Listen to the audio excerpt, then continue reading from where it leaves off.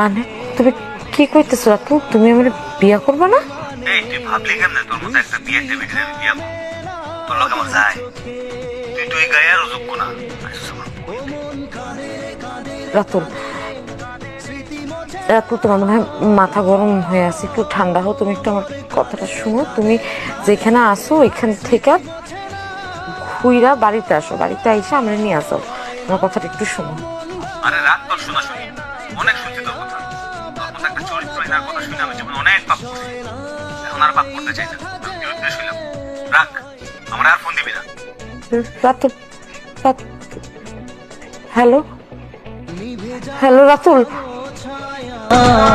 ছিল যদি মিছে মায়া, দৃষ্টি কেন তা বলে না।